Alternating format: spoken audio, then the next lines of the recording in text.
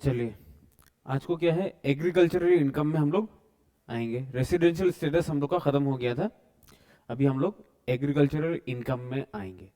तो जब हम लोग का इंट्रोडक्शन का क्लास था, तो वहाँ पे हम लोग ने क्या सीखा था कि सेंट्रल गवर्नमेंट का पास डायरेक्ट टैक्स कलेक्ट करने का पावर है, लेकिन एग्रीकल्चरल इनकम जो अभी हम लोग डिस्कस करेंगे, वो टैक्स कलेक्ट करने का, एग्रीकल्चरल इनकम में जो भी टैक्स होता है उसको कलेक्ट करने का पावर सेंट्रल गवर्नमेंट का पास है, स्टेट गवर्नमेंट का पास है, किसका पास है?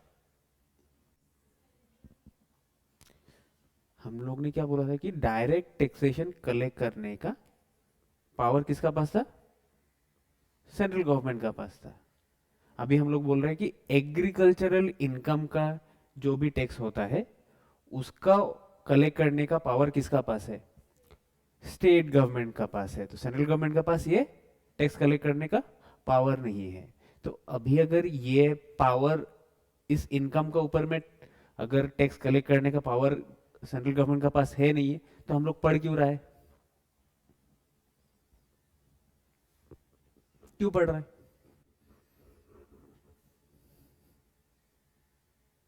बोलिए। यहाँ पे तो साफ लिखा है कि agricultural income is exempt. Exempt मतलब क्या है? टैक्स लगेगा ही नहीं। तो अभी हम लोग यही देखेंगे कि एग्रीकल्चरल इनकम का ऊपर अगर टैक्स सेंट्रल गवर्नमेंट को लेना ही नहीं है और उसका पास पावर ही नहीं है टैक्स कलेक्ट करने का, तो हम लोग agricultural income under income tax act क्यों पढ़ता है, ये अभी हम लोग डिस्कस करेंगे। ठीक है, तो पहले ही आपको पता चल गया कि एग्रीकल्चरल इनकम जो भी होता है वो इंडियन इनकम टैक्स एक्ट में एग्जेम्प्ट है, उसका ऊपर में कोई भी टैक्सेशन नहीं लगता है। तो फिर क्या है? The reason for exemption of agricultural income क्या है? Central taxation is the constitution. क्योंकि कॉन्स्टिट्यूशन में एग्रीकल्चरल इनकम के ऊपर जो भी टैक्स लगता है वो कौन लेता है? स्टेट गवर्नमेंट लेता है बोल के ऑलरेडी बता दिया है। तो फिर हम लोग को जानना है कि एग्रीकल्चरल इनकम होता क्या है। ठीक है, तो अगर हम लोग को किसी भी चीज का डेफिनेशन चाहिए होता है, किसी भी टर्म का डेफिनेशन चाहिए होता है, हम लोग कहाँ पे जाते हैं? सेक्शन 2 में जा रहा है। तो सेक्शन 2 में एग्रीकल्चरल इनकम का डेफिनेशन क्या दिया हुआ है कि एग्रीकल्चरल इनकम मींस रेंट और रेवेन्यू। एग्रीकल्चरल इनकम में क्या आ जाएगा? रेंट और रेवेन्यू आ जाएगा। अगर आपका पास क्या है? लैंड है, जो कि कहां पे है सिचुएटेड है? इंडिया में है, और उसको किस काम के लिए आपने यूज किया है? For agricultural purpose. आपका पास लैंड है, वो लैंड कहां पे होना पड़ेगा? इंडिया में होना पड़ेगा, और प्लस उसका पर्पस क्या होना पड़ेगा? एग्रीकल्चरल पर्पस होना पड़ेगा। और वहां से अगर आपको रेंट या कोई भी रेवेन्यू मिल रहा है, रेवेन्यू मतलब आमदनी हो रहा है, पैसा मिल रहा है, कल्टीवेशन करके हो या दूसरा कहीं से भी पैसा मिल रहा है, लेकिन उसका पर्पस क्या होना पड़ेगा? एग्रीकल्चरल पर्पस के लिए अगर आप यूज कर रहे हैं, तब उसको हम लोग एग्रीकल्चरल इनकम बोल के मानेंगे। रेंट को यहाँ पे कैश होना है जरूरी नहीं है, वो नॉन कैश भी हो सकता है। ठीक है, ऐसे ऐसे क्या हो सकता है? ओनर भी होना जरूरी नहीं है। यहाँ पे ओन करने का भारत से बोला नहीं है। यहाँ पे बोल रहे कि लैंड आपका खुद का नाम पे होने का बात कर रहे हैं क्या?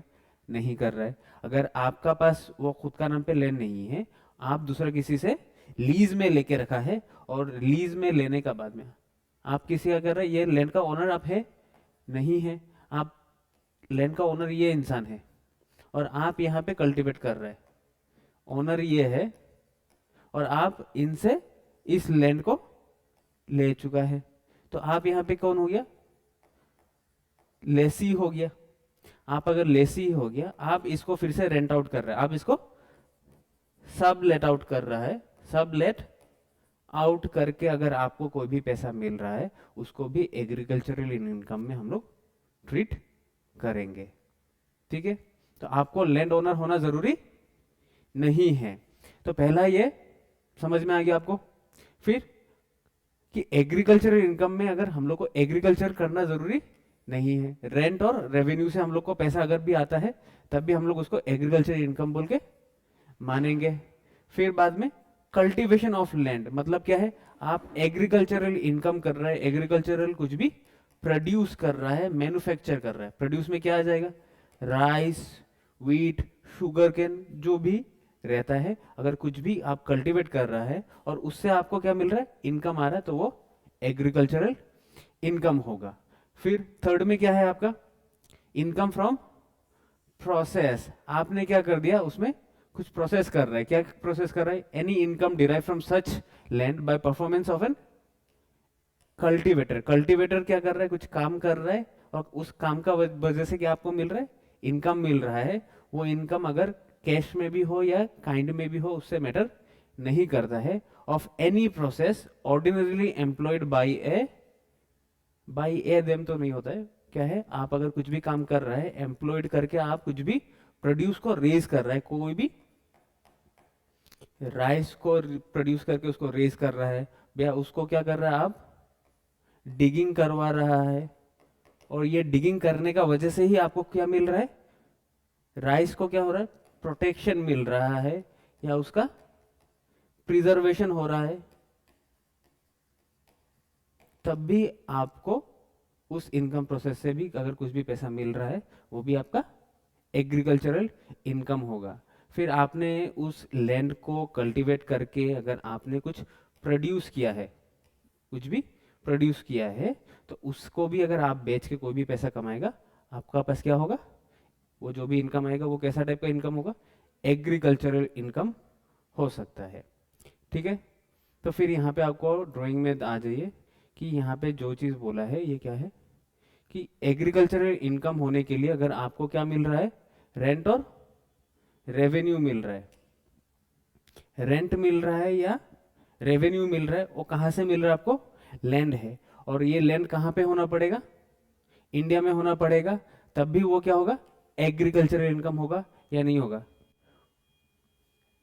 रेंट कहाँ से मिल रहा है आपको, लैंड से मिल रहा है, वो लैंड कहाँ का है, इंडिया का है, प्लस उसका ऊपर में क्या होना पड़ेगा, एग्रीकल्चरल प्रोड्यूस होना पड़ेगा, उसका यूज क्या होना पड़ेगा, एग्रीकल्चरल पर्पस के लिए यूज होना पड़ेगा, तभी जाके उसको एग्रीकल्चरल इनकम बोल के मानेंगे।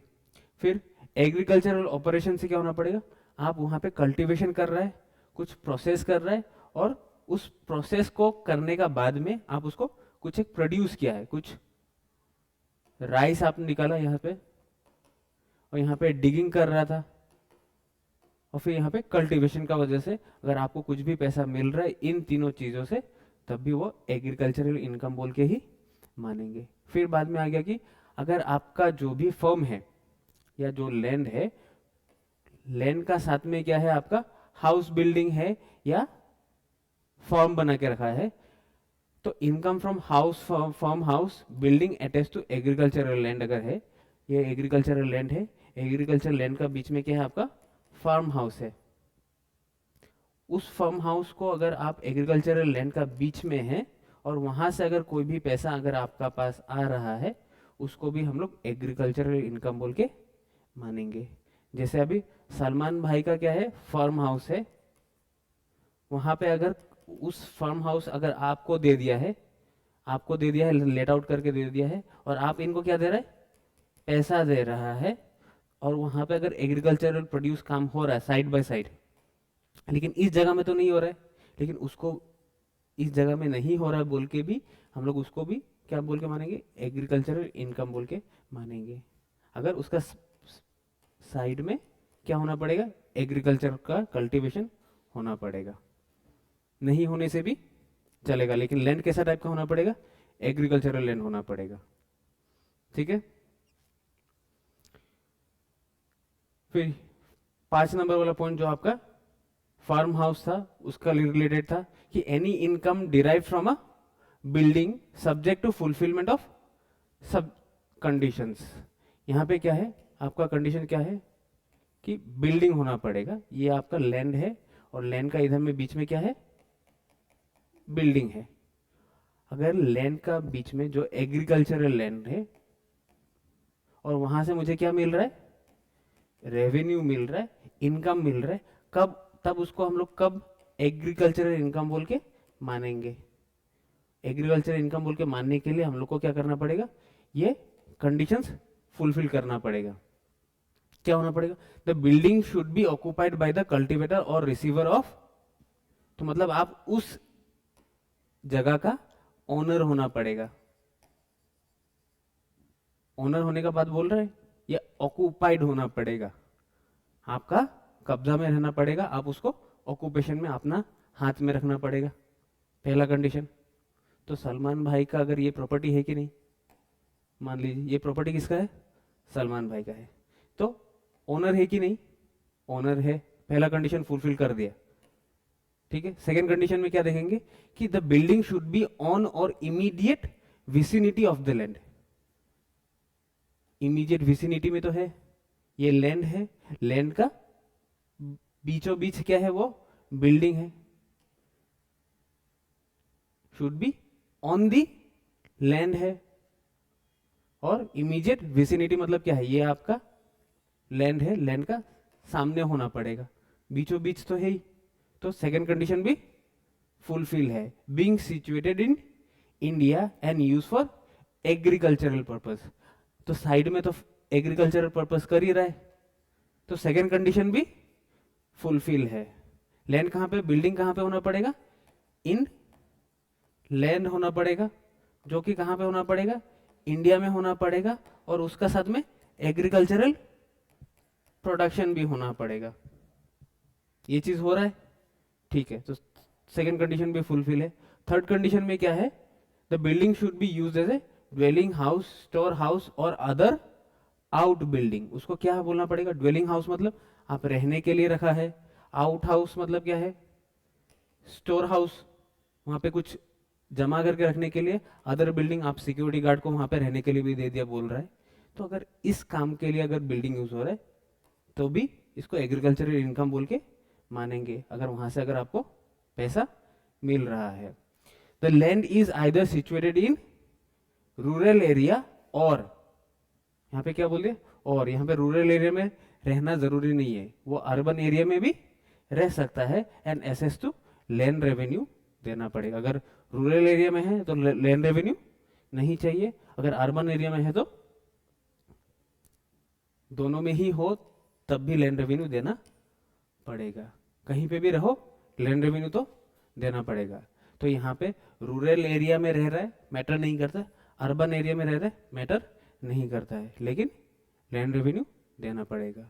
अगर हम लैंड रेवेन्यू दे रहा है, लैंड रेवेन्यू दे रहा है, और हम वहां पे एग्रीकल्चर प्रोड्यूस कर रहे हैं, और मेरा लैंड क्या है, इंडिया में है, और उसको ये जो आउट हाउस है उसको हम एज ए ड्वेलिंग हाउस हिसाब से ट्रीट कर रहा है, और मेरा साइड बाय साइड क्या हो रहा है, एग्रीकल्चरल कल्टीवेशन भी हो रहा है। और उस जो हाउस था, बिल्डिंग है, उस बिल्डिंग को अगर हम लेट आउट करके कोई भी पैसा कमा रहा है, चाहे वहां पे नाच गाना ही क्यों ना हो, तब भी उस इनकम को क्या बोल के माना जाएगा, एग्रीकल्चरल इनकम।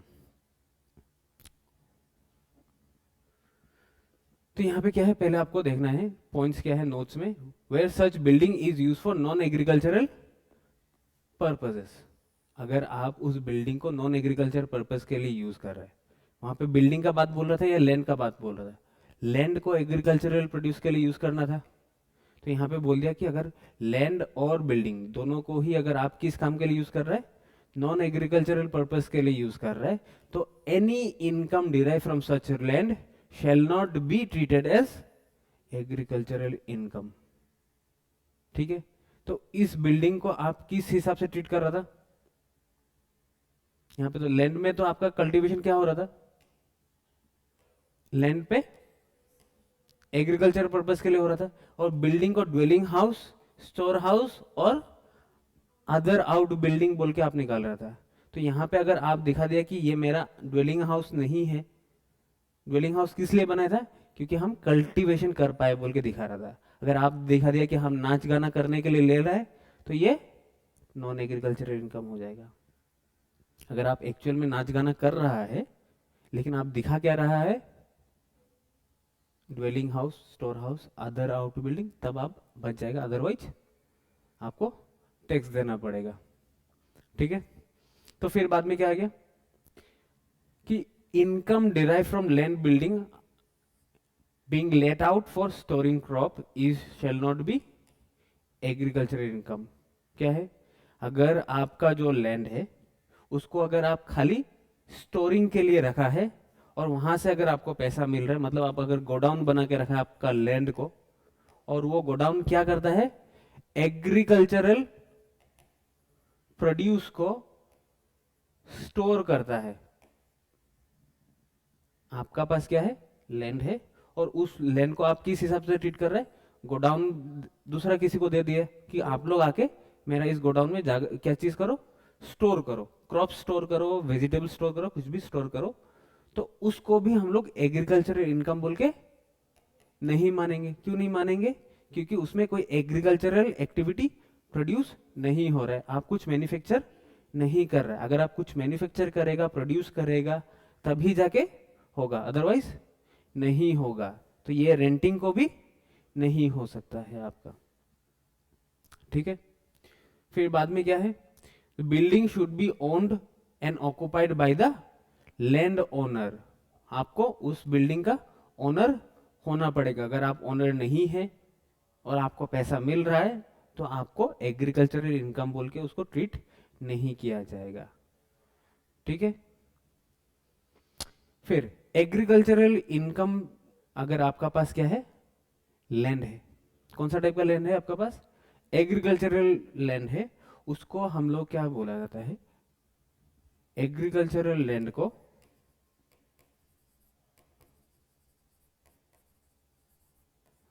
कैपिटल एसेट बोल के ट्रीट नहीं किया जाता है। ठीक है। लेकिन क्या हो गया, अगर आप कोई भी एग्रीकल्चरल लैंड को सेल करेंगे, एग्रीकल्चरल लैंड को ही आपने क्या कर दिया, सेल कर दिया, और उस इनकम को आप क्या दिखा दिया, एग्रीकल्चरल इनकम। आप क्या बोला कि एग्रीकल्चर इनकम होने के लिए मेरा लैंड कहां पे होना पड़ेगा, इंडिया में होना पड़ेगा, एग्रीकल्चरल प्रोड्यूस होना पड़ेगा, और हमको उस लैंड का ओनर होना पड़ेगा या ऑक्यूपेशन रहना पड़ेगा। ये तीनों चीज मेरा है, और ये तीनों चीज रहने से हम उसको एग्रीकल्चरल इनकम बोल के शो कर सकता है। तो जब भी मैंने इस लैंड को सेल किया तब मेरा ये तीनों काम या तीनों कंडीशन फुलफिल हो रहा था, और इसी वजह से हम इसको एग्रीकल्चरल इनकम बोल के दिखा दिया। हम करेक्ट है या गलत है, क्या है, हम गलत है। यहां पे क्या बोले कि अगर आप कोई भी एग्रीकल्चरल लैंड को सेल करते हैं और सेल करने का बाद अगर आपका पास क्या निकला, प्रॉफिट निकला है, तब आपको एग्रीकल्चरल इनकम बोल के उस इनकम को ट्रीट नहीं किया जाएगा। आप यहाँ पे एग्रीकल्चरल प्रोड्यूस नहीं बेच रहे जो आपका एग्रीकल्चरल इनकम हो, आप यहाँ पे लैंड बेच रहा है, तो उसको एग्रीकल्चरल इनकम बोल के नहीं मानेंगे। ठीक है।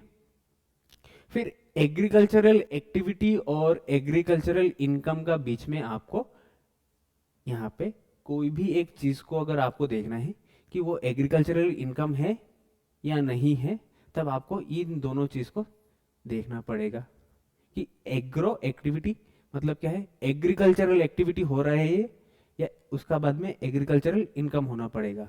पहले क्या होना पड़ेगा, एग्रो एक्टिविटी पहले होना पड़ेगा, और उसका बाद में ही आपका एग्रो इनकम आ सकता है।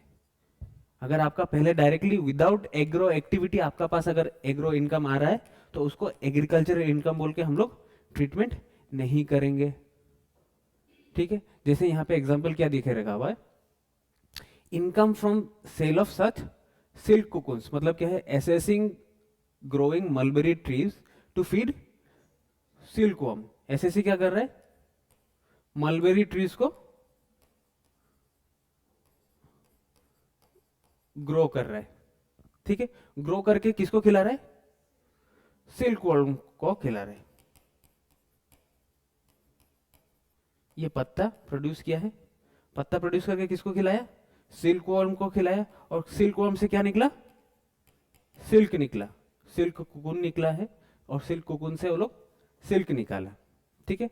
तो अगर हम यहाँ पे प्रोड्यूस क्या कर रहे हैं, सिल्क, जो कि एग्रीकल्चरल काम हुआ, लैंड का साथ में सिचुएटेड हुआ है क्या? अगर लैंड का ऊपर में कुछ काम नहीं हो रहा है, ये मेरा काम इसको प्रोड्यूस करना, तो ये सिल्क वर्म तो लैंड में नहीं हो रहा है। लैंड में अगर एग्रीकल्चरल एक्टिविटी नहीं हो रहा है, तो उसका बाद में जो भी पैसा आ रहा है उसको हम लोग एग्रीकल्चर इनकम बोल के ट्रीट नहीं करेंगे। कॉटन का तेल, पेड़, हाँ हाँ हाँ। आप अगर, चलिए आपका एग्जांपल पकड़े, यहाँ पे आप क्या लगाए, कॉटन का पेड़ लगाया। आप यहाँ पे क्या कर रहे हैं, डिगिंग किया है, उसका बाद में उसमें सेपलिंग लगाया है, पानी दिया है, वाटरिंग किया है, और उसका बाद में साइड में पकड़ लीजिए आप फेंसिंग वेंसिंग लगा के रखा था। तो ये सब काम आप क्या कर रहे हैं, एग्रो एक्टिविटी कर रहा है कि नहीं? एग्रो एक्टिविटी कर रहा है। और उसका बाद में इसी को प्लग करके आप क्या कर रहे हैं, मार्केट में जाके बेच दिया। तो ये तो लैंड का साथ में सिचुएटेड है ही। तो एग्रो एक्टिविटी अगर कर रहा है, उसका बाद में अगर आपको पैसा इनकम आ रहा है, और उस इनकम को तभी जाके हम लोग एग्रो इनकम बा एग्रीकल्चरल इनकम बोल के ट्रीट करेंगे, ठीक है। वहां पे तो नहीं था डायरेक्टली, वो पत्ता खिला रहा है, वो खिलाना तो उसको इस जानवर को तो जिंदा रखने के लिए खिलाना पड़ेगा। तो वो मेरा मेन काम नहीं है, ये मेरा मेन काम नहीं था। मेरा मेन काम था कि इसको जिंदा रखना है और इसी को बेचना था, ठीक है। तो फिर यहाँ पे हम लोग को देखना पड़ेगा कि एग्रीकल्चरल ऑपरेशन क्या है, एग्रीकल्चरल पर्पसेस क्या था, उस चीज को डिफाइन करना था। एग्रीकल्चरल ऑपरेशन और एग्रीकल्चरल पर्पस को डिफाइन करना है, ठीक है। ये चीज भी अभी हम लोग देखेंगे, ठीक है। ये अभी थोड़ी देर बाद देखेंगे हम लोग। फिर आप लोग आ जाइए इस वाला में कि एग्रीकल्चरल क्या था आपका, पर्पस था, और एग्रीकल्चरल पर्पस और एग्रीकल्चरल ऑपरेशंस था। तो पहले हम लोग को देखना पड़ेगा कि कोई भी एक काम को एग्रीकल्चरल इनकम या एग्रीकल्चरल एक्टिविटी होने के लिए या एग्रीकल्चरल पर्पस होने के लिए, एग्रीकल्चरल एक्टिविटी और एग्रीकल्चरल पर्पस होने के लिए क्या होना पड़ेगा, आपको दो चीज रहना पड़ेगा कि basic operation plus subsequent operations करना पड़ेगा। बेसिक ऑपरेशन में मतलब क्या करना पड़ेगा कि ह्यूमन स्किल और लेबर कहाँ पे काम होना पड़ेगा, लैंड का ऊपर में काम करना पड़ेगा। कि जैसे tilling of land, sowing of seed, planting, irrigation, ये सब काम आपको पहले करना पड़ेगा। अगर आप खुद ये सब काम कर रहा है और फिर उसका बाद में आप क्या कर रहे हैं, प्रोड्यूस कर रहे हैं, क्या प्रिजर्व करने के लिए, और उसका बाद में जो भी कोई भी चीज प्रोड्यूस किया है और उसका बाद में उसको सेल करने के लिए आप मार्केट में लेके गया है, तो पहले आपको काम करना पड़ेगा लैंड में, फिर उसका बाद में सेल करना पड़ेगा। अगर ये दोनों काम अगर आप कर रहा है, basic operation plus subsequent operation अगर आप कर रहा है, उसका बाद में जो भी इनकम आएगा उसको एग्रीकल्चर इनकम बोल के मानेंगे, ठीक है। तो यहाँ पे क्या है, बेसिक ऑपरेशन में इनकम इज एग्जेम्प्ट अगर आप खाली बेसिक ऑपरेशन कर रहे हैं। बेसिक ऑपरेशन मतलब क्या है, आपका एग्रीकल्चरल एक्टिविटी में पहले आपको देखना पड़ेगा कि अगर हम खाली डिगिंग और सोइंग या सीडिंग से, डिगिंग का काम कर रहा है, सीड लगाने का काम कर रहा है, प्लांटिंग का काम कर रहा है, या इरिगेशन का काम कर रहा है, कौन कर रहा है, हम कर रहा है। अगर हम खाली बेसिक ऑपरेशन का काम कर रहा है और बेसिक ऑपरेशन काम करने का बाद में जो भी पैसा आएगा वो भी मेरा एग्रीकल्चरल इनकम होगा। एग्रीकल्चर इनकम क्यों होगा, क्योंकि ये लैंड का साथ में ऑलरेडी कनेक्टेड है। अगर लैंड का साथ में कनेक्टेड कोई भी इनकम आएगा वो मेरा एग्जेम्प्ट इनकम या एग्रीकल्चरल इनकम हो जाएगा, ठीक है। फिर अगर हम खाली सब्सिक्वेंट ऑपरेशन कर रहे हैं कि हम ये सब डिगिंग का काम नहीं करेगा, हम दूसरा किसी से करवा लेगा और बाकी कट करके हम मार्केट में पैकिंग करके बेच दे रहे हैं, तो इनकम इज नॉट एग्जेम्प्ट, ठीक है। तो पहले आपको इन दोनों करना पड़ेगा। यहाँ पे अगर लैंड के साथ में तो कनेक्टेड नहीं है, आप यहाँ से डायरेक्ट बिना कॉस्ट करके आप क्या कर रहे हैं, पैसा उठा ले रहे हैं, सामान उठा के आप बेच दे रहे हैं, तब आपका इनकम क्या होगा, बिजनेस इनकम होगा, एग्रीकल्चर इनकम नहीं होगा। अगर आप दोनों ही काम कर रहा है तब आपका इनकम एग्जेम्प्ट हो जाएगा और उसका ऊपर में टैक्स नहीं लगेगा। ठीक है, यहां से अगर आपको यहां पे देखना है तो ये वाला है। ठीक है, खाली बेसिक ऑपरेशन करेगा, एग्रीकल्चरल एक्टिविटी होगा, ओनली सब्सिक्वेंट ऑपरेशन का काम करेगा, एग्रीकल्चर एक्टिविटी नहीं होगा, दोनों काम करेगा तो एग्रीकल्चरल एक्टिविटी होगा, और उससे जो भी पैसा आएगा उसका ऊपर टैक्स नहीं लगेगा। ठीक है, ये समझ में आ गया आप लोग को? ये वाला देख लीजिए, ये ड्राइंग, उसका बाद में अगर इसमें प्रॉब्लम है तो बताइए।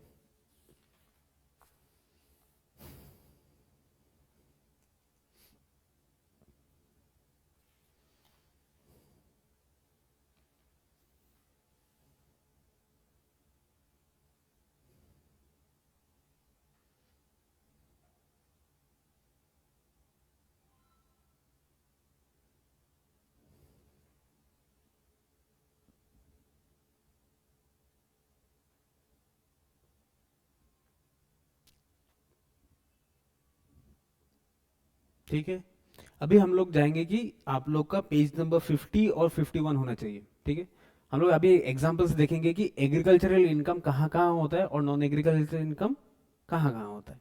तो यहाँ पे इंस्टेंसेस ऑफ एग्रो इनकम और एग्रीकल्चरल इनकम, जो कि आपका पहला क्वेश्चन ही था कि हम क्या कर रहा है, प्रोड्यूस कर रहा है, कॉटन प्रोड्यूस कर रहा है, जूट प्रोड्यूस कर रहा है, जो कि कहाँ से निकल रहा है, लैंड का साथ कनेक्टेड है, तो वो एग्रीकल्चरल इनकम होगा। लेकिन ये क्या कर रहा है, आप ग्रो कर रहा है, खाली आप ओनली अगर आप प्लकिंग में अगर लगा देगा तो जो कि आपका क्या होगा, लैंड का साथ कनेक्टेड नहीं होगा, तब आपका सब्सिक्वेंट ऑपरेशन आ जाएगा, और सब्सिक्वेंट ऑपरेशन अगर ओनली आ जाता है तब आपका क्या हो जाएगा, नॉन एग्रीकल्चरल इनकम।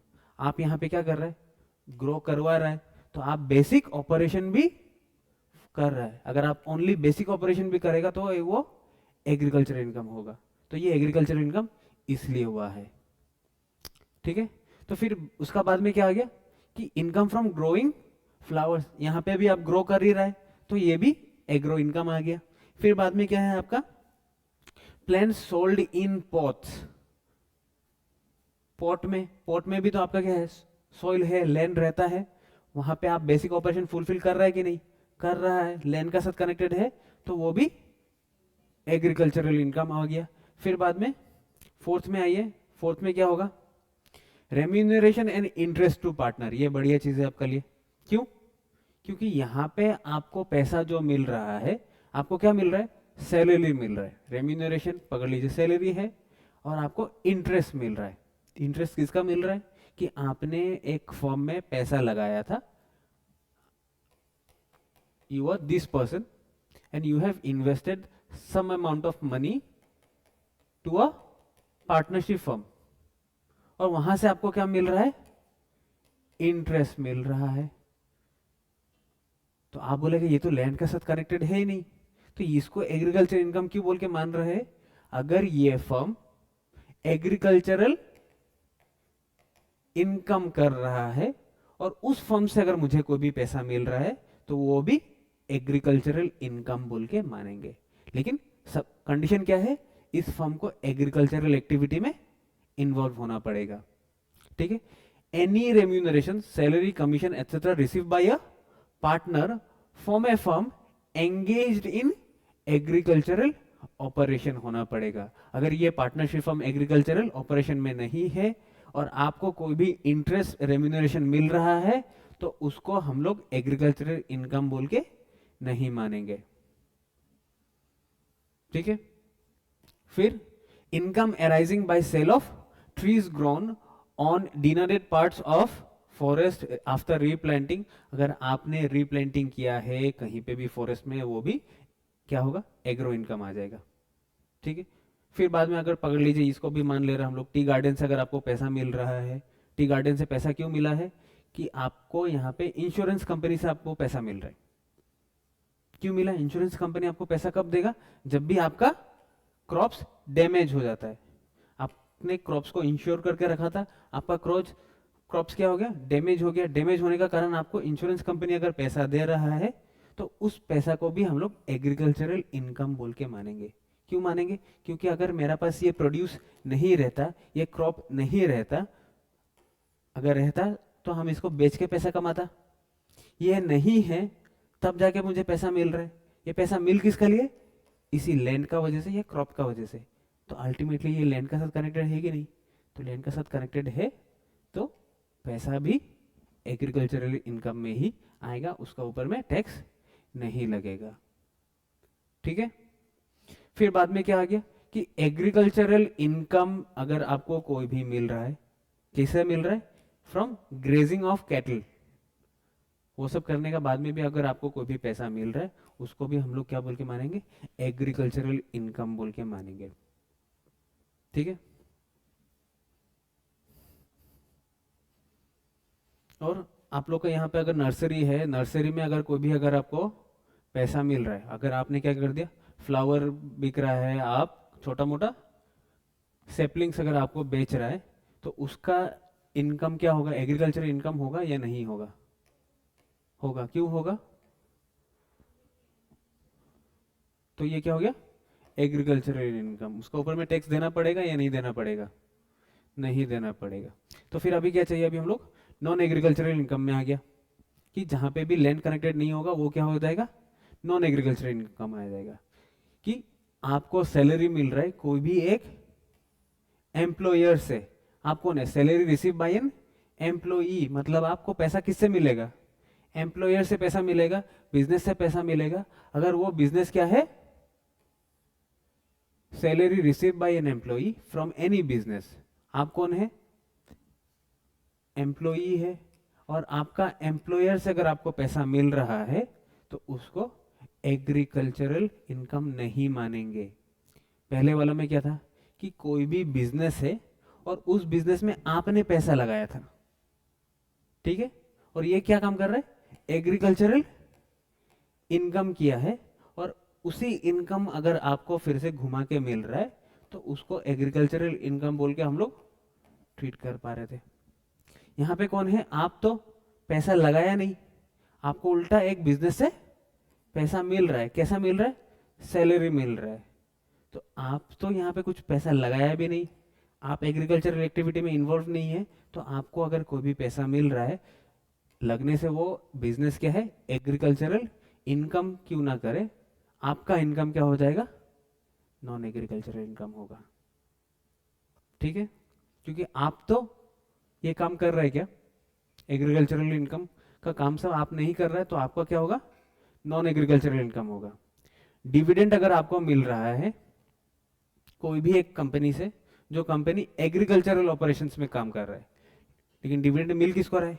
आपको। लेकिन आप कुछ काम कर रहा है क्या? नहीं कर रहा है, तो आपका इनकम भी नॉन एग्रीकल्चरल इनकम। तो आपको देखना पड़ेगा कि खाली कंपनी क्या काम कर रहा है नहीं देखने से होगा, एक पैसा किसको मिल रहा है, हु इज रिसीविंग, वो भी देखना पड़ेगा। अगर आपका पैसा अगर एग्रीकल्चरल इनकम वाला इंसान रिसीव नहीं कर रहे तो आपको भी नहीं मिलेगा। पकड़ लीजिए, आप क्या कर रहे हैं? एग्रीकल्चरल एक्टिविटी में इन्वॉल्व एक शेयर होल्डर है और आपको इस कंपनी से पैसा मिल रहा है। क्या पैसा मिल रहा है? डिविडेंड मिल रहा है। आप कौन है?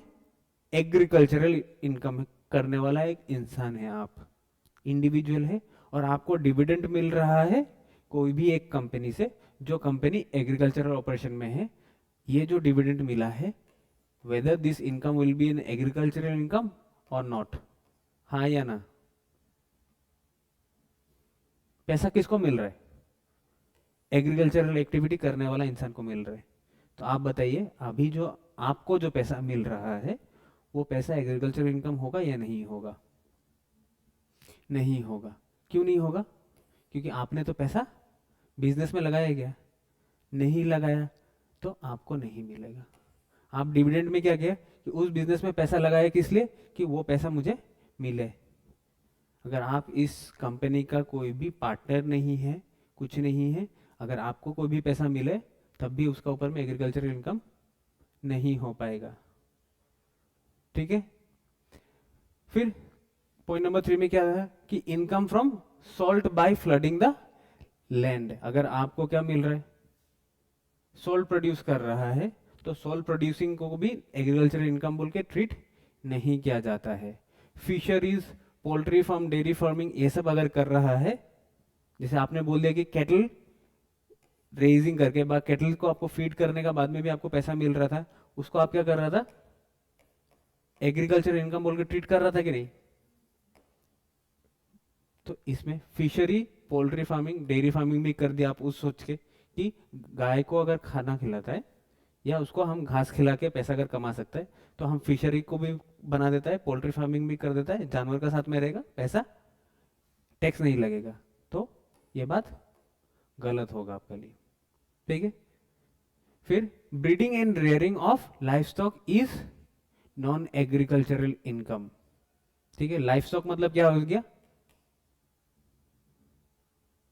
लाइफ स्टॉक मतलब कोई भी एक एनिमल जो जिसका पास जान हो, वो सब यहाँ पे मुर्गी, फिर आपका गोट, बाकी सब जो भी आएगा वो सब आ जाएगा। अगर आप उन लोग को बड़ा कर रहा है और वो लोग से अगर कुछ भी पैसा कमा रहा है, तो वो भी क्या आ जाएगा, नॉन एग्रीकल्चरल इनकम आ जाएगा।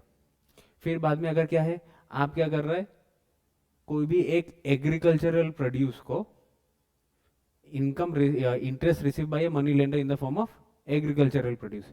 आप क्या है, बहुत पैसा वाला इंसान है और आप क्या कर रहे हैं, कोई भी एक एग्रीकल्चर कल्टीवेटर को पैसा दे दिया कि तुम पैसा लेके जाओ और उसका अलावा मुझे क्या दे दो, इंटरेस्ट दे दो।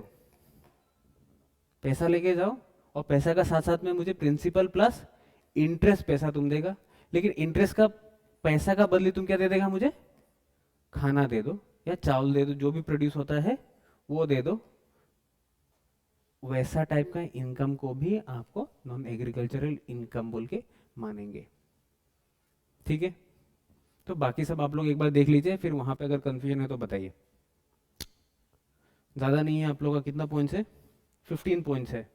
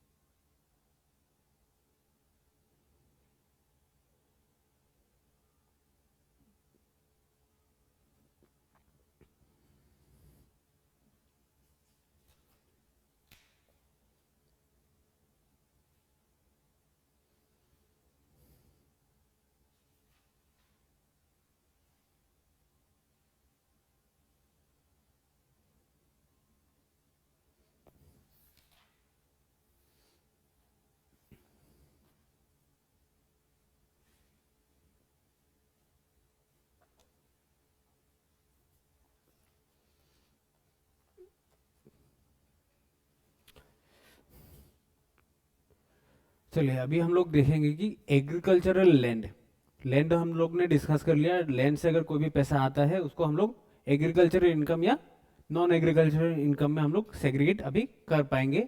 लेकिन अभी पहले हम लोग को लैंड को क्या, दो टाइप का लैंड में करना होगा कि एग्रीकल्चरल लैंड और नॉन एग्रीकल्चरल लैंड, मतलब अर्बन लैंड में सेग्रीगेट करना है। कब एक लैंड को हम लोग एग्रीकल्चरल लैंड बोल के मानेंगे और कब एक लैंड को अर्बन लैंड बोल के मानेंगे, क्योंकि अर्बन लैंड में अगर आप एग्रीकल्चरल एक्टिविटी प्रोड्यूस कर रहा है तो उसको भी हम लोग क्या बोल के मानेंगे, एग्रीकल्चरल इनकम वाला लैंड नहीं हो सकता है। या हो सकता है, एग्रीकल्चर इनकम हो सकता है कि नहीं। आपको जो भी एग्रीकल्चर इनकम होने के लिए वहां पे बोला है कि आपका लैंड को एग्रीकल्चर में होना, रूरल में होना पड़ेगा या अर्बन में होना पड़ेगा। आपको पूछा गया था, अगर आपका कोई भी इनकम अगर हो रहा है, आपका इनकम कहाँ से हो रहा है, कोई भी एक लैंड से हो रहा है, और वो लैंड कहाँ पे होना पड़ेगा, इंडिया में होना पड़ेगा, प्लस आपको एग्रीकल्चरल एक्टिविटी करना पड़ेगा। तो यहाँ पे बोला था क्या कि आपको ये लैंड क्या रूरल में होना पड़ेगा या अर्बन में होना पड़ेगा? ये बात बोला था? नहीं बोला है। लेकिन यहाँ पे क्या है, अभी हम लोग को देखना पड़ेगा कि रूरल जो भी एग्रीकल्चरल लैंड होता है उसका ट्रीटमेंट अलग होता है और अर्बन एग्रीकल्चरल लैंड का ट्रीटमेंट अलग होता है। तो पहले हम लोग को देखना पड़ेगा कि लैंड को तो हम लोग पहले सेग्रीगेट कर ले कि कौन सा लैंड को रूरल एग्रीकल्चर बोलता है, कौन सा लैंड को अर्बन एग्रीकल्चरल लैंड को। ठीक है, तो लैंड से कोई भी पैसा आता है उसमें हम लोग को देखना नहीं है कि वो रूरल है या अर्बन है। देखना है या नहीं देखना है? नहीं देखना है। तो चलिए फिर से अगर आप लोग देखिए, एग्रीकल्चरल इनकम में क्या बोले कि एनी रेंट, अगर आपको कोई भी पैसा मिल रहा है वो क्या होगा, आपका लैंड से रेंट होना पड़ेगा। वो लैंड में एग्रीकल्चरल लैंड हो, रूरल एग्रीकल्चरल लैंड हो या अर्बन एग्रीकल्चरल लैंड हो, उससे मतलब नहीं होता है। वो इंडिया में होना पड़ेगा, एग्रीकल्चरल पर्पस रहना पड़ेगा। तो रूरल और अर्बन में डिफाइन सेग्रीगेशन नहीं किया है। तो उसका बाद में क्या बोला है कि कोई भी अगर लैंड होता है और उसमें अगर मुझे लैंड रेवेन्यू देना पड़ रहा है और उसका बाद में भी इन एनी एरिया, वो लैंड कहाँ पे है, in any area which is comprise with in the jurisdiction of A municipality, municipality का सामने में है। कोई भी एक लैंड है जो म्यूनिसिपलिटी बोर्ड का पास में है, कैंटोनमेंट एरिया का पास में है, and which has a population of not less than 10,000। अगर आपका लैंड है, आपका पास क्या है, लैंड है, और वो क्या है, with in 2 kilometres of a cantonment board और म्यूनिसिपलिटी एरिया कमिटी, और कैंटोनमेंट बोर्ड का अगर अंदर में है आपका लैंड है और वो क्या है, with in 2 kilometres of a municipality area committee और कैंटोनमेंट बोर्ड का अंदर में है, तब हम लोग उसको अर्बन रूरल लैंड बोलेंगे, अर्बन एग्रीकल्चरल लैंड बोल के बोलेंगे। आपका पास एक लैंड है जो म्यूनिसिपलिटी बोर्ड का 2 किलोमीटर का अंदर है और उसका पॉपुलेशन प्लस उसका पॉपुलेशन क्या है, 10,000 से कम है, तब उसको हम लोग अर्बन एग्रीकल्चरल लैंड बोल के मानेंगे। और अर्बन एग्रीकल्चरल लैंड ये सेग्रीगेशन क्यों कर रहा है, क्योंकि रूरल एग्रीकल्चरल लैंड को कैपिटल एसेट होता नहीं है, urban agricultural land capital asset होता है। अगर कैपिटल एसेट होता है उसको बेचने से कैपिटल गेन लगेगा और इसमें कैपिटल गेन नहीं लगता है। ठीक है, तो यहां पे क्या देखना पड़ेगा कि आपको अगर कोई भी अगर लैंड होता है वो अगर क्या है, म्यूनिसिपैलिटी से 2 किलोमीटर का अंदर में है, 2 किलोमीटर का अंदर में है और उसका पॉपुलेशन 10,000 से 1 लाख तक का अंदर में है। यहाँ पे क्या बोला था कि अगर कोई भी लैंड है वो म्यूनिसिपैलिटी का इतना डिस्टेंस का अंदर है और एंड उसका पॉपुलेशन अगर इतना का बीच में है, तब उसको हम लोग रूरल एग्रीकल्चरल लैंड बोलेंगे या अर्बन एग्रीकल्चरल लैंड बोलेंगे, अर्बन एग्रीकल्चरल लैंड बोलेंगे। ठीक है, तो ये सब चीज अभी हम लोग फिर से डिस्कस करेंगे, ये देख लीजिए। ठीक है, एग्रीकल्चरल लैंड था, उसको हम लोग 2 पार्ट में डिवाइड करेंगे, urban land, agricultural land. Urban land क्या होता है, अभी हम लोग डिस्कस किया था कि कैपिटल एसेट होता है, rural agricultural land capital asset नहीं होता है। अगर उसको हम लोग बेचेंगे कैपिटल गेन या कैपिटल लॉस नहीं होगा क्योंकि वो कैपिटल एसेट नहीं है। अगर अर्बन लैंड को अगर आप बेच रहा है तब कैपिटल गेन हो सकता है या कैपिटल लॉस हो सकता है। कैपिटल गेन लॉस में तो प्रॉब्लम नहीं है आप लोग को, तो ठीक है। फिर अगर उसका पीरियड ऑफ होल्डिंग क्या है, 2 साल से ज्यादा है, पीरियड ऑफ होल्डिंग क्या है, वो भी हम लोग कैपिटल गेन का चैप्टर में मिलेगा। अभी हम लोग मोटा मोटा हिसाब लगा लेते हैं कि पीरियड ऑफ होल्डिंग क्या होता है। कि period of holding is the period जब तक आप इस लैंड को होल्ड किया है, जब से आप इस लैंड को होल्ड किया है। मतलब पकड़ लीजिए, आपका अगर फादर से आया है तो आपको फादर का नाम पे आपका लैंड में आपका नाम कब से आया है, या प्रीवियस ओनर अगर आपका नाम नहीं आया है तो आपका प्रीवियस जो ओनर है उनका नाम पे ये लैंड कब से आया है?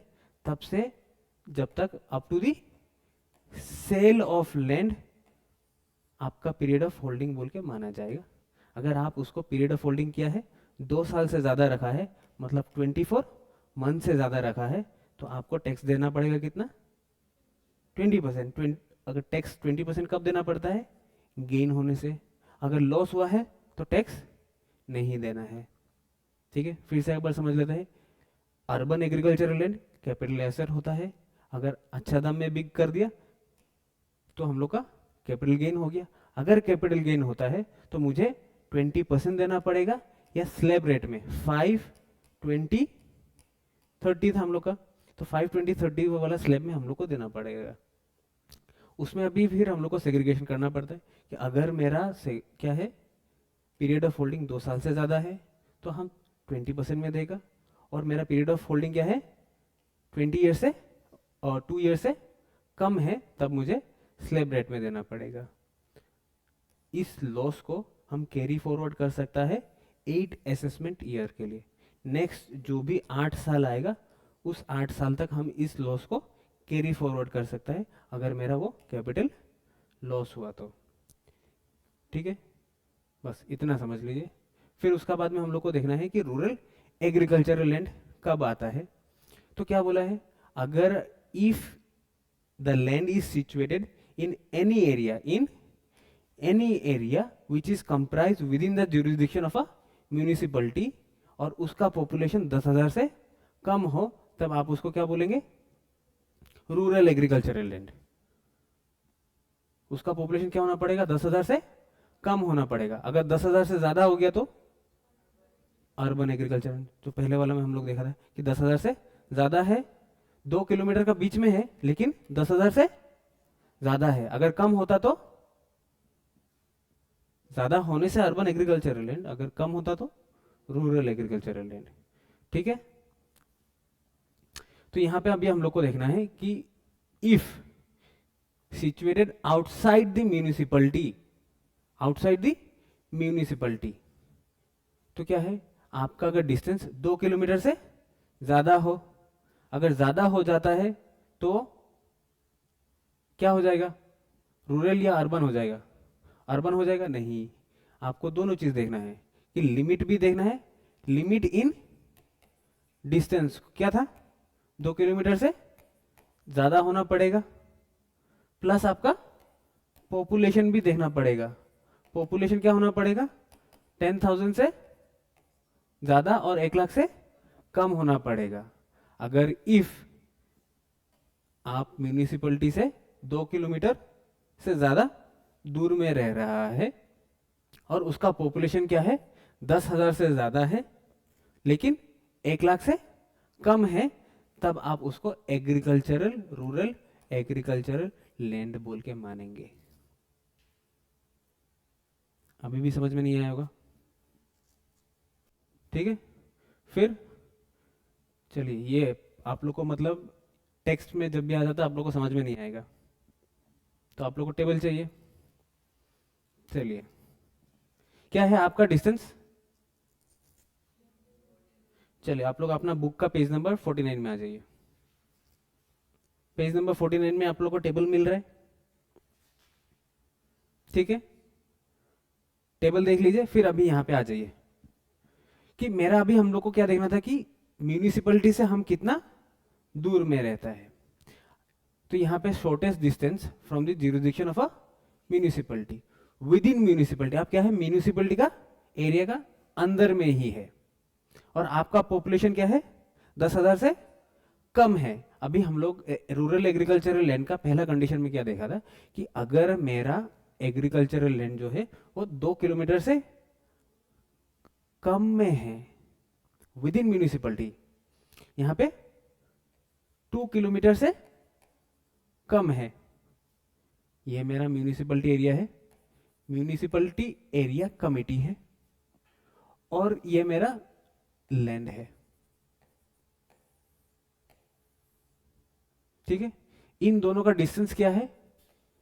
1 किलोमीटर है। आपका ये म्यूनिसिपैलिटी एरिया कमेटी है और ये आपका लैंड है, और ये दोनों का बीच का डिफरेंस क्या है, 2 किलोमीटर से कम है, प्लस इस जगह का पॉपुलेशन क्या है, 10,000 से कम है।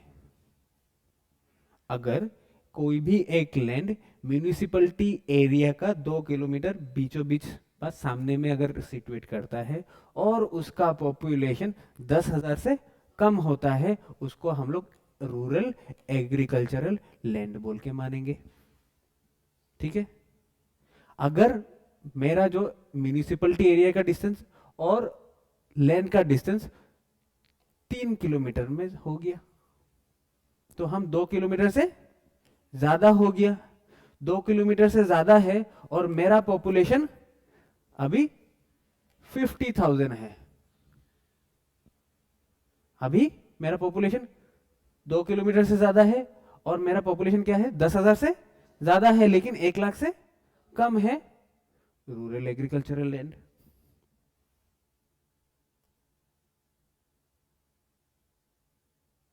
नहीं समझ में आया, थोड़ा टाइम लगेगा। फिर अगर चलिए, अगर मेरा अभी क्या है, जो भी मेरा म्यूनिसिपलिटी एरिया और लैंड का बीच में जो भी डिस्टेंस है वो अभी 7 किलोमीटर में आ गया, मोर देन 6 किलोमीटर है, तब मेरा क्या होगा, पहले वाला में लेस देन 10,000 था, इसमें more than 10,000, less than 1 lakh, यहाँ पे more than 1 lakh, less than 10 lakh, और यहाँ पे मोर देन 10 लाख। अभी मेरा डिस्टेंस जो है, हम म्यूनिसिपलिटी से 7 किलोमीटर दूर में है, मोर देन 6 किलोमीटर, और मेरा जो पॉपुलेशन है, मेरा गांव का पॉपुलेशन, उस गांव का पॉपुलेशन क्या है, 1 लाख से ज्यादा है लेकिन 10 लाख से कम है, तब हम रूरल एग्रीकल्चरल लैंड। अगर मेरा डिस्टेंस, अभी दूसरा पकड़ते हैं कि मेरा जो गांव का डिस्टेंस है वो 7 किलोमीटर में है, ठीक है, हम कितना दूर में है, मेरा जो लैंड है वो कहाँ पे है, 7 किलोमीटर का दूर में है, और मेरा पॉपुलेशन 11 लाख है। कितना है population in my village is 11 lakhs, whether in these conditions where I am situated over 7 kilometers from the municipality area and my population is 11 lakhs, तब हम अपने लैंड को रूरल एग्रीकल्चरल लैंड बोलेगा या अर्बन एग्रीकल्चरल लैंड बोलेगा, urban agricultural land. समझ में आ गया आपको, आपको दोनों नहीं देंगे तो आपको दोनों देखना पड़ेगा, तो आपको पॉपुलेशन भी देखना पड़ेगा। तो यहाँ पे पॉपुलेशन में क्या फंडा है आपका, कि अगर हम गांव में जितना भी रहता है, गांव में पॉपुलेशन क्या होता है, कम होता है। अगर मेरा पॉपुलेशन ज्यादा है तो I am living in a urban land, ठीक है। यहाँ पे दो लिमिट है कि विद इन 2 किलोमीटर, 2 किलोमीटर से ज्यादा है लेकिन 6 किलोमीटर से कम है, 6 किलोमीटर से ज्यादा है लेकिन 8 किलोमीटर से कम है। अगर 8 किलोमीटर से ज्यादा है, अगर आपका जो भी लैंड है वो म्यूनिसिपलिटी एरिया से 8 किलोमीटर दूर में है और उस लैंड का पॉपुलेशन 10 लाख से कम है, उस एरिया का पॉपुलेशन क्या है, 10 लाख से कम है, तब जाके हम रूरल एग्रीकल्चरल लैंड होगा। अगर हम 10 लाख से ज्यादा में आ गया, अर्बन एग्रीकल्चरल लैंड। ये तो समझ में आ जाना चाहिए आप लोगों को, ठीक है। अगर समझ में नहीं आया फिर से एक बार टाइम लगा लीजिए, फिर हम लोग डिसाइड करेंगे।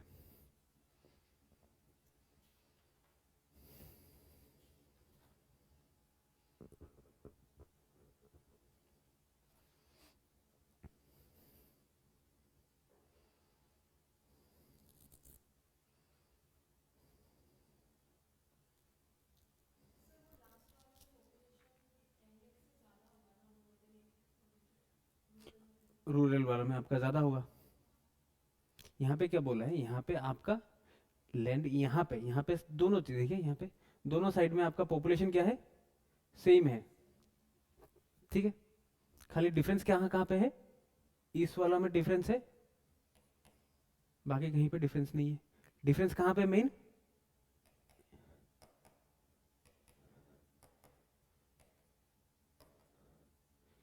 एरिया का बीच में डिफरेंस दे दिया, पॉपुलेशन सेम ही रख दिया।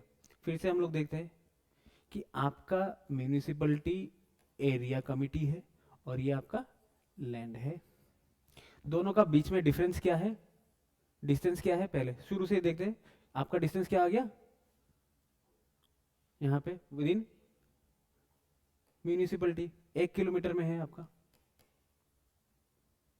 तो अगर आप म्यूनिसिपलिटी एरिया का 1 किलोमीटर का अंदर में है तो क्या हो जाएगा, आप कुछ हो पाएगा? तब भी हम लोग डिसाइड नहीं कर पाते।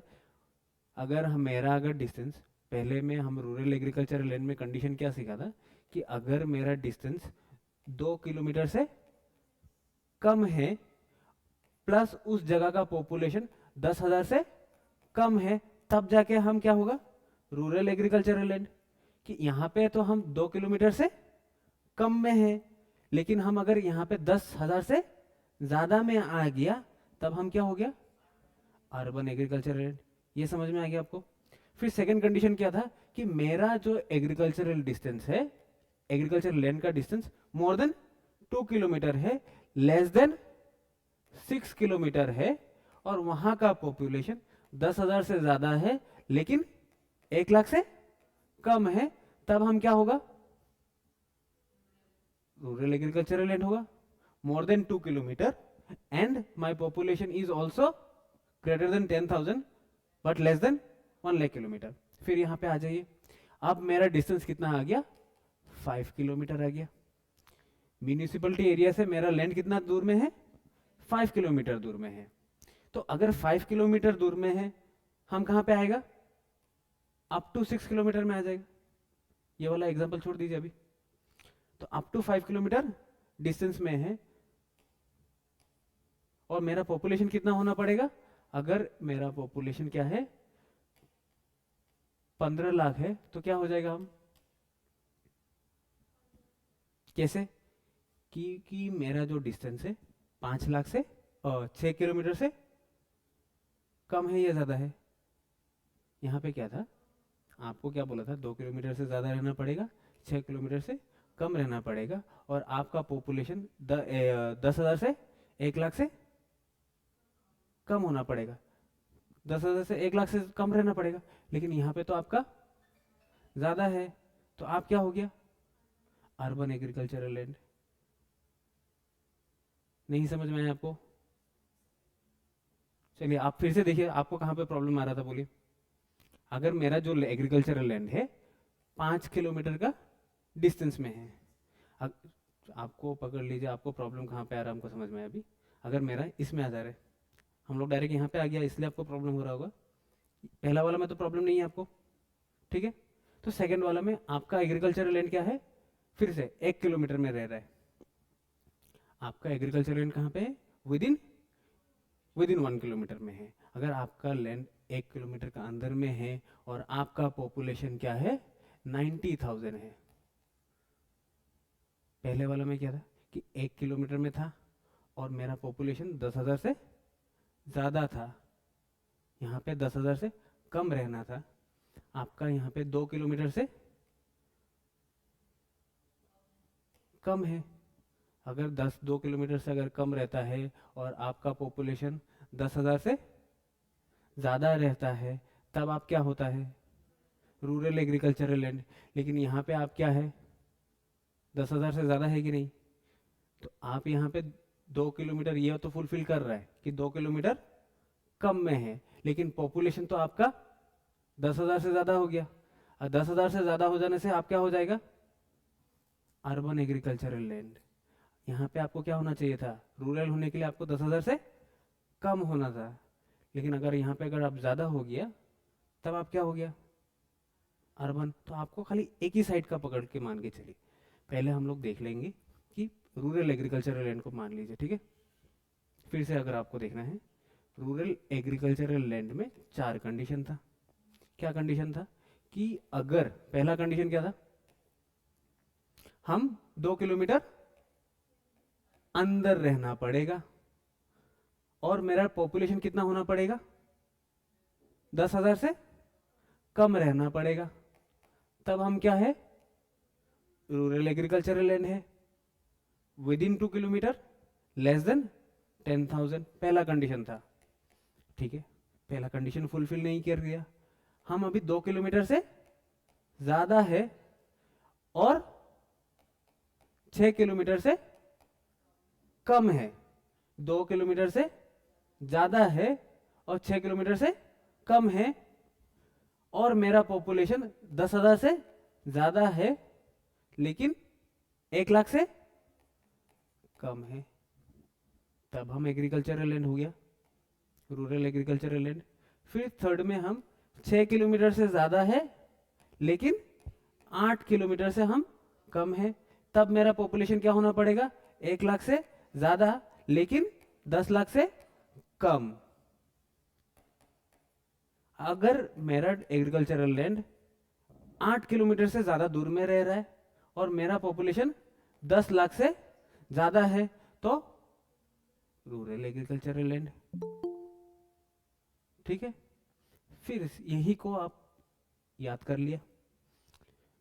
अभी हम लोग आ गया म्यूनिसिपलिटी एरिया कॉर्पोरेशन और आपका लैंड, और आपका डिस्टेंस क्या है, 7 किलोमीटर है, और आपका पॉपुलेशन है 10,09,000। आप अभी मुझे बताओ, आप रूरल एग्रीकल्चरल लैंड है या आपका जो लैंड है वो अर्बन एग्रीकल्चरल लैंड है। अर्बन एग्रीकल्चरल लैंड कैसे डिसाइड हुआ कि मेरा अगर जो लैंड है वो 6 किलोमीटर से ज्यादा है, 6 किलोमीटर से ज्यादा है लेकिन 8 किलोमीटर से कम है। ठीक है, 6 किलोमीटर से ज्यादा है, 8 किलोमीटर से कम है, और उसका पॉपुलेशन क्या होना पड़ेगा, 1 लाख से ज्यादा होना पड़ेगा लेकिन 10 लाख से कम होना पड़ेगा, तब उसको क्या बोला जाएगा, रूरल एग्रीकल्चरल लैंड। यहाँ पे तो 1 लाख से ज्यादा है, 10 लाख से ज्यादा हो गया, लेकिन 10 लाख से ज्यादा होने से अर्बन एग्रीकल्चरल लैंड। समझ में आ गया।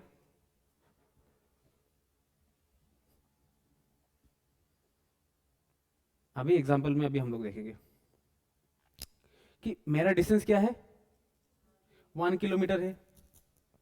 ठीक है, अगर मेरा डिस्टेंस 1 किलोमीटर है फ्रॉम म्यूनिसिपलिटी, म्यूनिसिपलिटी से 1 किलोमीटर में मेरा क्या है, लैंड सिचुएटेड है, और मेरा पॉपुलेशन, वहां का पॉपुलेशन क्या है, 9,000 है। तो मेरा क्या देखना था, अगर with in municipality, with in 2 kilometre of municipality रहता है और पॉपुलेशन 10,000 से कम रहता है, तब हम रूरल एग्रीकल्चरल लैंड होता है या नहीं होता है, होता है। अगर रूरल एग्रीकल्चरल लैंड होता है तो कैपिटल एसेट होगा या नहीं होगा, नहीं होगा। ये प्रॉब्लम है, नहीं है।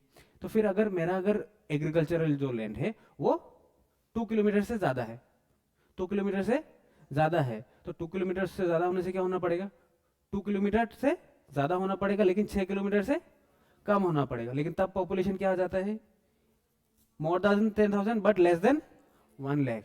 तो मोर देन 10,000 है, लेस देन 1 लाख है, फुलफिल कर रहा है, तो रूरल एग्रीकल्चरल लैंड। अगर यहाँ पे 3 किलोमीटर है और वो यहाँ पे क्या आ जाता,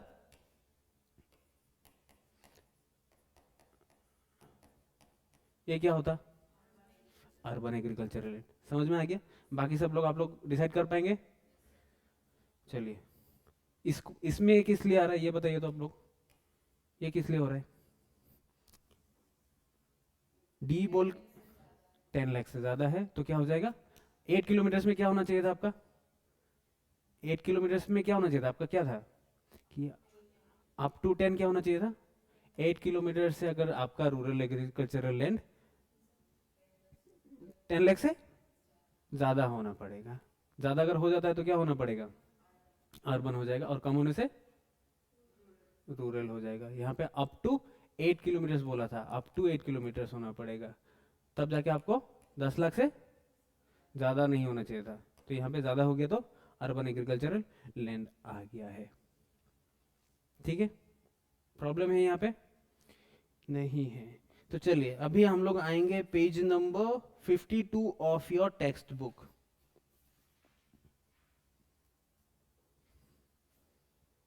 ठीक है, 52 ऑफ योर टेक्स्ट बुक क्या बोल रहा है कि आपको अगर इन सब बिजनेस में अगर आप क्या कर रहा है, पैसा लगाया है, आप इन सब का बिजनेस कर रहे हैं। किन सब का बिजनेस कर रहा है, growing and manufacturing of rubber, coffee और टी का बिजनेस कर रहे हैं। खाली आप प्रोड्यूस नहीं कर रहा है, मैन्युफैक्चर नहीं कर रहा है, आप ग्रो भी कर रहा है, प्लस आप मैन्युफैक्चर भी कर रहा है। किसका कर रहा है, rubber, T, coffee,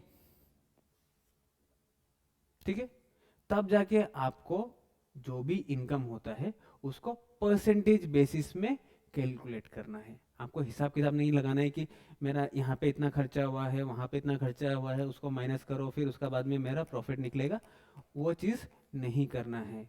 if you are engaged in the business of growing and manufacturing of rubber, coffee and tea, you should calculate your income on the basis of a percentage given under rule 7, ठीक है। Rule 7 क्या बोलता है कि आपको directly आपका income जितना होगा उस इनकम को से आपको क्या निकालना पड़ेगा, प्रॉफिट निकालना पड़ेगा, प्रॉफिट का परसेंटेज निकालना पड़ेगा। प्रॉफिट परसेंटेज कैसे निकलेगा, उसको आपको सेग्रेगेट करना है। आपको जो भी पैसा मिलेगा, पकड़ लीजिए आपको 100 रुपीज मिला है, 100 रुपीज को आपको दो पार्ट में डिवाइड करना पड़ेगा, एग्रीकल्चरल इनकम और बिजनेस इनकम। एग्रीकल्चरल इनकम 65 हो गया, 100 रुपीज था तो 65 यहां चला गया तो 35 यहां पे रहेगा, तो ऐसे डिवाइड करना है, ठीक है। तो अगर 65 अगर एग्रीकल्चरल इनकम हो गया तो टैक्स देना पड़ेगा, नहीं देना पड़ेगा। टैक्स किसका ऊपर देना पड़ेगा, इसका ऊपर देना पड़ेगा आपको टैक्स, ठीक है। तो यहां पे क्या है कि आपको बोला है कि अगर आप रबर मैन्युफैक्चर या ग्रो करके आपका पास जो भी पैसा आ रहा है उसको 65-35 में लेना है। 65 इज योर एग्रीकल्चरल इनकम और 35 इज योर, ठीक है। अगर आप क्या कर रहे हैं, कॉफी ग्रो कर रहा है और उसको क्योर कर रहा है, उसमें भी क्या है 75-25। फिर आप यहाँ पे ग्राउंडेड रोस्टेड क्योर्ड, यहाँ पे खाली ग्रो और क्योर कर रहा था, यहाँ पे ग्रो क्योर रोस्ट ग्राउंड सब चीज कर दिया तो 60-40 में डिवाइड होगा। अगर ग्रो और क्योर करता तो 75-25, यहाँ पे सब चीज कर दे रहे तो 60-40 हो गया। और फिर बाद में क्या रह गया आपका, रबर कॉफी हो गया, फिर उसके बाद में क्या आएगा, टी आएगा, टी में भी 60-40, ठीक है। तो पहले रबर में कितना था 65-35, फिर ग्रो और क्या था क्योर में आपका कितना था 75-25, सब करने से कॉफी में 60-40, टी में 60-40, ठीक है। ये समझ में आ गया। तो आज को इतना तक ही, ये वाला हम लोग देख के आएंगे, ये वाला टेबल याद करके आएंगे, कॉफी वाला, ठीक है। नेक्स्ट सम हम लोग यहीं से करेंगे।